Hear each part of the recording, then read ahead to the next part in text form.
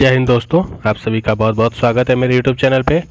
आज हम पढ़ने वाले हैं बिहार का जलवायु। आपको पता है बिहार एडिटोरिया का करंट अफेयर, बिहार एडिटोरिया का बिहार तथ्य संग्रह मैं करवा रहा हूँ। आपका इसमें मैंने हिस्ट्री करवा दिया है, बिहार का हिस्ट्री। अब हम बिहार की ज्योग्राफी पढ़ रहे हैं और ये हमारी क्लास 2 है ज्योग्राफी की। तो आप सीरियल वाइज सब चीज़ को फॉलो कीजिएगा जिससे आपको बेनिफिट हो।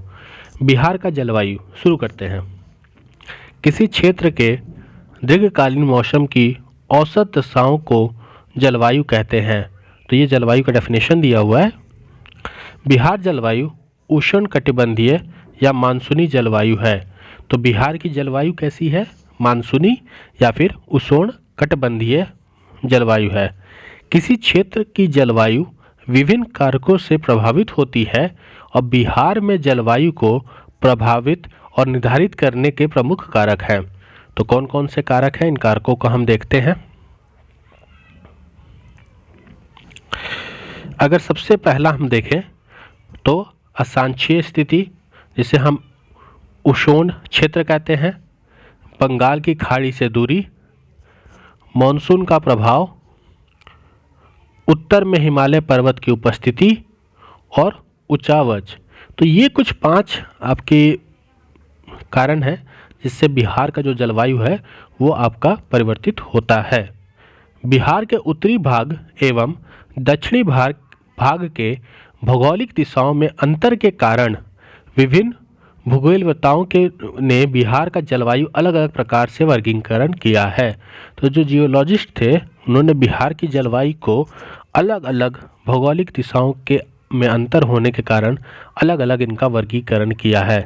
अब मैं आपको एक चीज़ बताता हूँ, यहाँ से आपका क्वेश्चन आता है। तो ये चीज़ बहुत इंपॉर्टेंट है, अच्छे से देखिएगा। सबसे पहले होता है कोपेन, ये आपका उत्तरी बिहार और दक्षिणी बिहार। तो उत्तरी बिहार और दक्षिणी बिहार में कोपेन, संकेत इसका CWG और AW, ठीक है। CWG उत्तरी बिहार दक्षिणी बिहार, ठीक है। त्रिवार्ता उत्तरी बिहार दक्षिणी बिहार में CAW और AW, CAW और AW ये आपका त्रिवती है। और थानवेट उत्तरी पश्चिम और शेष बिहार, तो उत्तरी पश्चिम में तो CBW और शेष बिहार में CAW। तो आप इसमें बता देता हूँ, आप कोपेन याद रखिए। उत्तरी बिहार का CWG होता है और दक्षिणी बिहार का AW होता है, इसको याद रखिए, कोपेन से क्वेश्चन आया है।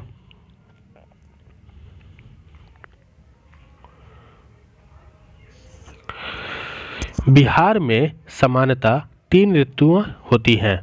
पहला ग्रीष्म ऋतु, जब सूर्य के उत्तरायण की स्थिति होती है तब तापमान में वृद्धि से वायु दाब में कमी होने लगती है और ये मार्च के मध्य जून की स्थिति में होती है।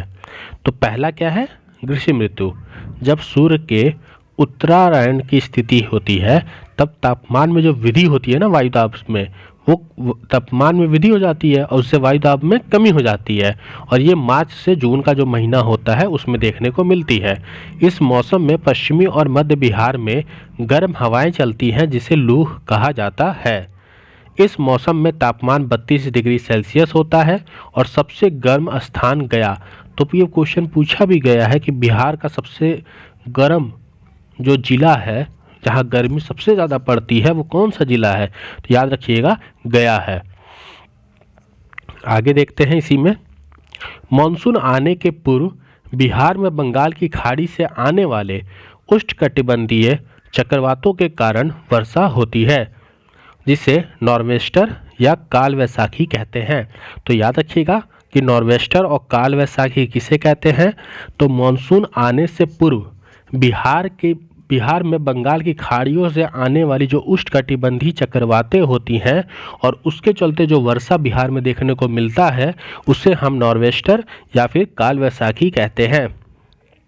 क्लियर है? अब देखते हैं दूसरा पॉइंट अपना, वर्षा ऋतु, जून मध्य से अक्टूबर मध्य तक। तो जून मध्य से अक्टूबर मध्य के बीच में बिहार में वर्षा ऋतु के रूप में जाना जाता है। बिहार में मानसून का प्रवेश मध्य जून में होता है। तो मानसून बिहार में मध्य जून में प्रवेश करता है और बिहार में जुलाई एवं अगस्त महीने में अधिक वर्षा देखने को मिलती है। तो बिहार का जो औसत वर्षा है वो आपका 112 सेंटीमीटर होती है, जबकि सर्वाधिक वर्षा वाला जिला आपका किशनगंज है, जहां पर 205 सेंटीमीटर वर्षा देखने को मिलती है जिले में, तथा सबसे कम वर्षा औरंगाबाद 101 सेंटीमीटर होती है। तो देखिए यहाँ से आपको दो क्वेश्चन बन गए, एक तो बिहार की औसत वर्षा 112 सेंटीमीटर, सर्वाधिक वर्षा किशनगंज, सबसे कम वर्षा औरंगाबाद। बिहार के दक्षिण पश्चिम मानसून की बंगाल की खाड़ी की शाखा से सर्वाधिक वर्षा होती है। तो बिहार में जो बंगाल की खाड़ी की शाखाएं हैं उसके चलते बिहार में वर्षा अच्छी खासी होती है। बिहार में उत्तरी भाग अधिक वर्षा प्राप्त करता है। मैंने आपको बताया भी था जब पिछले प्रीवियस क्लास में मैं बिहार का मैप और आपको गंगा की मैदान पठारी छात्र जब पढ़ा रहा था तो मैंने बताया था कि जो उत्तरी भाग है वहीं पर सबसे ज़्यादा हमें क्या देखने को दिखता है, फ्लड। क्यों? क्योंकि वहाँ पे मैंने आपको समझाया भी था क्यों ऊपरी भाग में फ्लड देखने को मिलता है, दक्षिणी भाग में फ्लड कम होता है। तो उत्तरी भाग में वर्षा भी अधिक होती है, ये भी एक महत्वपूर्ण कारण है बिहार में बाढ़ लाने का। और दक्षिणी भाग का कुछ भाग सूखा से प्रभावित हो जाता है, दक्षिणी भाग आपका सूखा हो जाता है, यहाँ पे वर्षा कम होती है। अब हम बात करते हैं शीत ऋतु। तो शीत ऋतु की बात करें, इसका काल मध्य अक्टूबर से फरवरी माह तक होता है। मानसून लौटने के साथ बिहार में शीत ऋतु आरंभ हो जाती है। बिहार में दिसंबर और जनवरी का जो माह होता है वो सबसे सर्वाधिक ठंडक वाला होता है, और सर्वाधिक ठंडक जिला कौन सा है? गया है। तो सबसे गर्म जिला भी आपका गया है और सबसे सर्वाधिक ठंडा वाला जिला भी गया ही है। दिसंबर जनवरी माह में भूमध्य सागर से आने वाली जो शीत कोशन चक्रवात के कारण पश्चिम एवं मध्य बिहार में हल्की वर्षा होती है, और ये वर्षा रबी फसल के लिए लाभदायक होती है। तो दिसंबर और जनवरी के महीने में आप देखिएगा कि शीतोष्ण चक्रवात के कारण पश्चिम और मध्य बिहार में हल्की वर्षा देखने को मिलती है, जो रबी फसलों के लिए अच्छी होती है। अत्यधिक ठंड बिहार में रबी फसल के लिए काफ़ी लाभदायक होती है। तो जो रबी फसल होता है ठंडी के महीनों में, उसके लिए अत्यधिक ठंड बिहार में फसलों के लिए लाभदायक होती है। आगे बढ़ते हैं। बिहार में कृषि जलवायु क्षेत्र। तो बिहार में कृषि की दशाओं एवं फसल वर्गीकरण के आधार पर कृषि जलवायु क्षेत्र को 3 वर्गों में विभाजित किया गया है। दक्षिण बिहार के तीसरे वर्ग को 2 विभागों में विभाजित किया गया है। तो हम यहाँ पर बिहार में कृषि की दशाओं और फसलों के वर्गीकरण के आधार पर इसका क्षेत्र देखेंगे। तो यहाँ पे आपका बिहार का ये आपका कृषि जलवायु क्षेत्र है। मैं थोड़ा सा छोटा कर देता हूँ PDF, जिससे आपको मैप दिखे। हाँ, अब आपको मैप दिख रहा होगा, इसमें ध्यान से देखिएगा। मैं थोड़ा सा इसको भी छोटा कर देता हूँ। तो बिहार का कृषि जलवायु क्षेत्र आपके 4 जोन में कृषि जलवायु क्षेत्र को बांटा गया है। पहला है जोन 1, दूसरा है जोन 2, तीसरा है जोन 3A और चौथा है जोन 3B।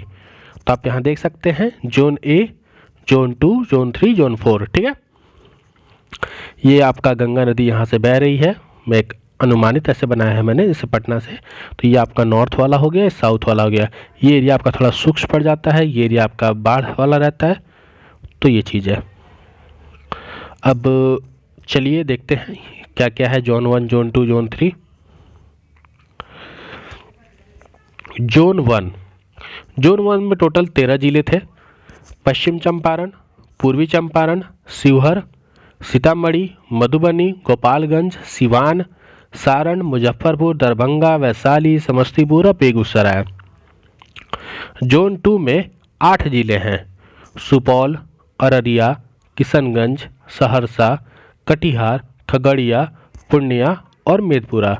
जोन 3A में 6 जिले हैं। भागलपुर, बांका, मुंगेर, जमुई, शेखपुरा और लखीसराय। और लास्ट है आपका जोन 3B, जिसमें 11 जिले हैं। बक्सर, भोजपुर, पटना, अरवल, जहानाबाद, नालंदा, कैमूर, रोहतास, नवादा, गया और औरंगाबाद। तो टोटल आपके 4 जोन हैं। ठीक, आप 4 जोन क्या, इसको 3 जोन में 4 जोन ही कहिए। Zone 1, zone 2, zone 3A, zone 3B। ठीक है, इसमें सब क्लॉज है, तो ये थोड़ा ध्यान रखिएगा। अब इसकी विशेषताओं को देखते हैं कि विशेषताएं क्या क्या दी गई हैं।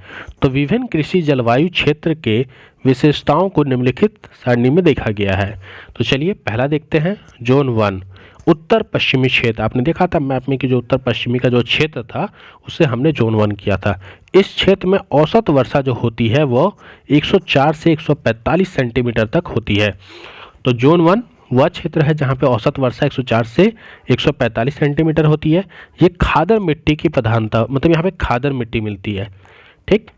और यहाँ के जो मुख्य फसलें हैं गन्ना, धान, गेहूँ, अरहर, मक्का आदि। तो कुछ चीज़ें फिर से रिपीट करते हैं। जोन 1 उत्तर पश्चिमी क्षेत्र, 104 से 145 सेंटीमीटर की वर्षा, खादर मिट्टी, गन्ना, धान, गेहूँ, अरहर, मक्का यहाँ की मुख्य फसलें हैं। क्लियर है जोन 1। आगे बढ़ते हैं, जोन 2। जोन 2 इस क्षेत्र में वर्षा 120 से 140 सेंटीमीटर होती है और यहाँ पर ये उत्तर पूर्वी क्षेत्र, ऊपर वाला हमने उत्तर पश्चिमी क्षेत्र पढ़ा था, यह उत्तर पूर्वी क्षेत्र है जोन 2। यहाँ पर 120 से 140 सेंटीमीटर वर्षा होती है और यहाँ पे जो मुख्य फसलें होती हैं वह धान, चाय, मक्का और जूट। और मुझे आप कमेंट में बताइएगा कि हमारे बिहार में कौन सा ऐसा जिला है जहाँ पर चाय की खेती की जाती है, एकमात्र जिला है जहाँ पे चाय की खेती की जाती है। तो ये आप मुझे बताइएगा, ठीक है। जोन 3 की बात करें तो ये आपका आता है दक्षिणी क्षेत्र। इस क्षेत्र में औसत वर्षा 95 से 115 सेंटीमीटर होती है। यहाँ पर बांगर मिट्टी की प्रधानता है। तो यहाँ पे कौन सी मिट्टी है? बांगर मिट्टी। और उत्तर पश्चिमी क्षेत्र में कौन सी मिट्टी थी? खादर। तो खादर, बांगर मिट्टी याद रखिएगा। जो ऊपरी वाला क्षेत्र है वो खादर, जो निचली वाला क्षेत्र है वो बांगर। तो यहाँ पे बांगर मिट्टी है 95 से 115 सेंटीमीटर। मुख्य फसल यहाँ पर दाल, अरहर, चना, गेहूँ, ये सारी चीज़ें हैं, ठीक है। चाय, मक्का, जूट, ये सब याद रखिएगा, जोन 2 में आता है। अब हम बात करते हैं बिहार का अपवाह तंत्र। बिहार का अपवाह तंत्र, बिहार की नदियाँ। बिहार अपवाह तंत्र के दृष्टि से एक समृद्ध राज्य है। यहाँ नदियों एवं उनकी सहायक नदियों का विस्तृत जाल है, मतलब बिहार में बहुत सारी नदियाँ हैं। अपवाह तंत्र के आधार पर बिहार की नदियों को 2 वर्गों में विभाजित किया गया है। कौन सी ये 2 हैं? तो सबसे पहली है हिमालय नदियाँ और दूसरी है पठारी नदियाँ। तो एक एक करके इसको समझते हैं। हिमालय नदियाँ और पठारी नदियाँ। हिमालय नदियों की अगर बात करें तो ये सदानीरा या वर्षा भर जल प्रवाह करती है। मतलब जो हिमालय की नदियां हैं इनमें जो जल का प्रवाह होता है वो साल भर रहता है और ये वर्षा आधारित नदियां हैं। मतलब इसमें जब वर्षा होगी पठारी नदियों में तो इसमें जल का प्रभाव ज़्यादा रहेगा, वरना ये सूख जाएंगी या कम हो जाएंगी। ये नदियां, आपकी हिमालय नदियां उत्तर से दक्षिण की ओर प्रभावित होती हैं। तो उत्तर से दक्षिण की ओर प्रभावित होने वाली नदियाँ कौन सी हैं? हिमालय नदियाँ। और पठार वाली नदियाँ दक्षिण से उत्तर की ओर प्रभावित होती है। जो हिमालय नदियाँ हैं ये पूर्ववर्ती होती हैं, ठीक। और ये नदियाँ अनुवर्ती होती हैं। ये नदियाँ बड़े बड़े डेल्टा बनाती हैं हिमालय नदियाँ, और ये छोटी डेल्टा बनाती है। ये नदियाँ में जो बाल अवस्था में है और ये नदियाँ प्रौंद अवस्था में है, ठीक है। तो अवस्था पठारी क्षेत्रों का याद रखिएगा। ये मार्ग परिवर्तन और गोखुर झील बनाने वाली नदियाँ हैं। मार्ग परिवर्तन करती हैं, गोखुर झील बनाती हैं। ये सीधा गमन करने वाली नदियाँ हैं, मतलब सीधा जाके आपका डिपॉजिट कर देगी। अत्यधिक जल संग्रहण के कारण इसमें बाढ़ आने का कारण ज़्यादा होता है और इसमें बाढ़ की संभावना कम होती है। तो दक्षिण भाग में आपका ऐसे ही पता है कि बिहार के दक्षिणी भाग में बाढ़ कम आती है और बिहार का जो पूर्वी क्षेत्र है, मतलब जैसे हम कहें नॉर्थ वाला क्षेत्र है, वहाँ बाढ़ की संभावना ज़्यादा है। नदियों की बात करें तो थोड़ा नीचे कर लेता हूँ मैं। तो यहाँ पे गंगा, गंडक, कोसी, महानदी, बागमती और यहाँ पे सोन, पुनपुन, फल्गु और अजय नदियाँ हैं। इन नदियों का आप देख सकते हैं।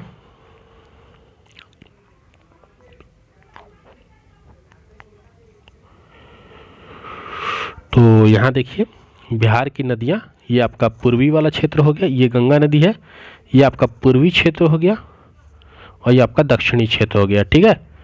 इसको मिटा देता हूँ मैं। अब आराम से नदियों को देखिए और चीज़ों को अच्छे से अपने माइंड में चीज़ों को याद कर लीजिए। ये गंगा नदी,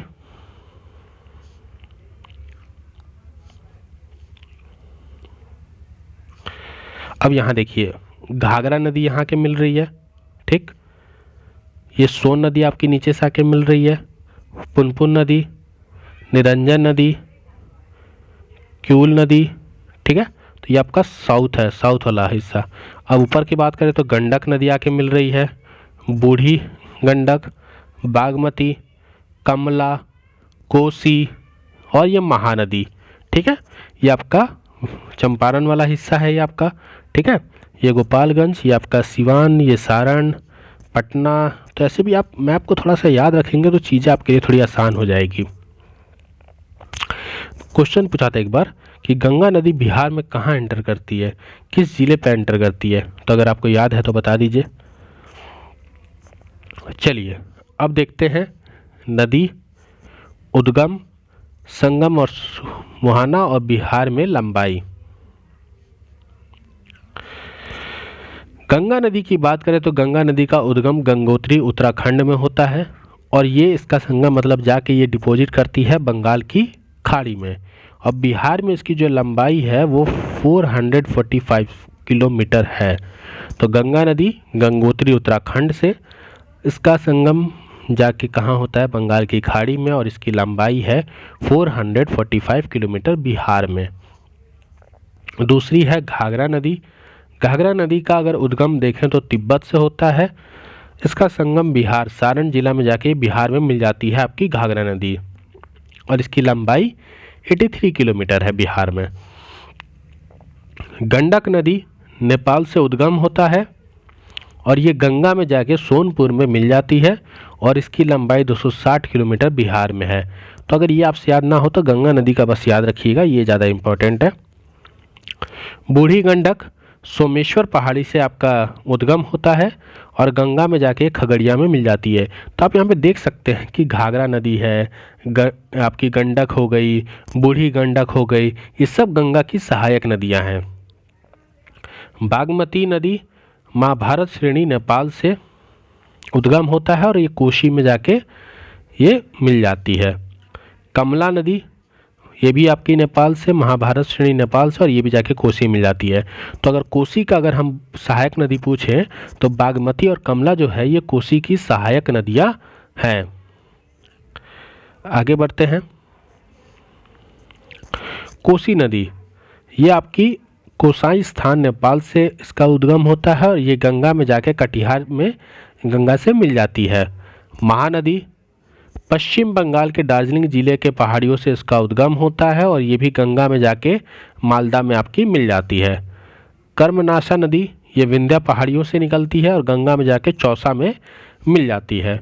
सोन नदी अमरकंटक की पहाड़ी मध्य प्रदेश से इसका उद्गम होता है और ये दानापुर पटना के पास जाके गंगा में मिल जाती है। पुनपुन नदी आपकी झारखंड के पलामू जिले से निकलती है और ये भी गंगा में फतुहा में जाके मिल जाती है। फल्गु और निर्जना नदी ये छोटा नागपुर प्लेटू से इसका उद्गम होता है, ये पुनपुन नदी के साथ गंगा में जाके मिल जाती है। अजय नदी ये जमुई से आपका इसका उद्गम होता है और ये गंगा में पश्चिम बंगाल में जाके मिल जाती है। क्यूल नदी ये हजारीबाग झारखंड से इसका उद्गम होता है और ये गंगा नदी में जाके लखीसराय में मिल जाती है। अगर हम बात करें सकरी नदी की तो ये छोटा नागपुर पठार से उसका उद्गम होता है और ये क्यूल नदी के साथ गंगा में जाके मिल जाती है। तो इतने पॉइंट आपको क्लियर हुए। चलिए आगे बढ़ते हैं, गंगा नदी की बात करते हैं। अब एक एक करके सारी नदियों को हम समझेंगे।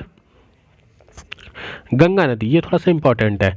गंगा नदी उत्तराखंड की गंगोत्री ग्लेशियर से निकलती है। इसकी लंबाई 2525 किलोमीटर है और बिहार में इसकी लंबाई कितनी है 445 किलोमीटर। तो 445 याद रखिएगा, आपको दिक्कत नहीं होगा। देवप्रयाग में अलकनंदा और भागीरथी दोनों नदियों के मिलने के बाद इस नदी को गंगा के नाम से जाना जाता है। तो कहाँ पे ये दोनों नदियाँ मिलती हैं? देवप्रयाग में। तो देवप्रयाग में अलकनंदा और भागीरथी नदी दोनों आके जब मिलती हैं तब इसे गंगा नदी के नाम से जाना जाता है। गंगा नदी बिहार के सबसे प्रमुख नदी और प्रवाह तंत्र का आधार है। तो सबसे प्रमुख नदी है गंगा नदी और प्रवाह तंत्र का भी ये आधार है गंगा नदी। गंगा नदी बिहार में बक्सर जिले में चौसा के समीप प्रवेश करती है। तो मैंने अभी आपसे क्वेश्चन पूछा था कि बिहार में गंगा नदी कहाँ से एंटर करती है, तो याद रखिएगा बिहार में गंगा नदी बक्सर जिले में चौसा के समीप प्रवेश करती है और कटिहार भागलपुर सीमा से बनती हुई बिहार से बाहर पश्चिम बंगाल में चली जाती है। तो एंटर करती है बिहार के बक्सर जिले से और निकलती है भागलपुर से, ये एग्जिट कर जाती हैं। ठीक है, इस दौरान गंगा नदी बिहार के 12 जिलों से गुजरती है। तो बिहार के 12 जिला से गंगा नदी प्रवाह करती हैं। बिहार में गंगा नदी का सर्वाधिक लंबाई पटना जिले से है। गंगा की सहायक नदियां अभी मैंने आपको टेबल में पढ़ाया था, घाघरा, गंडक, बूढ़ी गंडक, कोसी, सोन और फुनफुन है। बिहार में गंगा से मिलती हैं ये नदियाँ, जबकि महानदी और अजय बिहार से बाहर गंगा में मिलती हैं। तो क्वेश्चन पूछ देगा कि बताइए बिहार की ऐसी कौन सी दो नदियां हैं जो बिहार से बाहर जाके, बिहार जिले से बाहर जाके गंगा में मिलती हैं। तो महानदी और अजय नदी जो है ये बिहार से बाहर जाके गंगा नदी में मिलती है और बाकी नदियां बिहार की सहायक नदियां हैं, मतलब गंगा की सहायक नदियां जो बिहार क्षेत्र के अंदर मिलती हैं। बांग्लादेश में इसे पदा नदी के नाम से कहा जाता है। तो बांग्लादेश में पदा नदी से और अतः बंगाल की खाड़ियों में ये गिरती है। ठीक है, तो ये याद रखिएगा, पदा नदी से इसको बंगाल में कहा जाता है। घाघरा नदी की बात करें, ये मानसरोवर तिब्बत से के पास से निकलती है और बिहार के, एक काम करते हैं, नदियों के बारे में जो दिया हुआ है आपको, सारी नदियों का जो है ना, ये थोड़ा सा टॉपिक लंबा हो जाएगा, तो मैंने गंगा नदी आपको पढ़ा दिया। बाकी जितनी भी नदियां हैं उसको मैं नेक्स्ट क्लास में पूरी नदियों को एक साथ कर दूंगा, जिससे हमारा जो मतलब क्लास ज़्यादा लंबा ना हो। ठीक है, तो मिलते हैं अपने नए चैप्टर में, नए क्लास में नदियां ही पढ़ाऊँगा मैं, और उसमें हम अच्छे से सारी नदियों को अच्छे से हम समझेंगे। अगर आपको क्लास अच्छा लग रहा है तो इस चैनल को सब्सक्राइब करें, अपने दोस्तों में शेयर भी करें और वीडियो को लाइक करें, जिससे मुझे मोटिवेशन मिले कि मैं आपके लिए अच्छी वीडियो बना सकूं और इस टाइप की वीडियो बना सकूं। देखिए दिक्कत क्या है, 10 से 12 घंटा ड्यूटी होती है, उस बीच में आपके लिए वीडियो बना पाना थोड़ा मेरे लिए भी मुश्किल है, लेकिन मैं कोशिश करूंगा कि टाइम पे वीडियो आती रहे और जो 17वीं बीपीएससी है उससे पहले, आपका एग्ज़ाम से पहले सारी चीज़ें आपको मैं अपलोड कर दूँ। मिलते हैं नए वीडियो में। जय हिंद।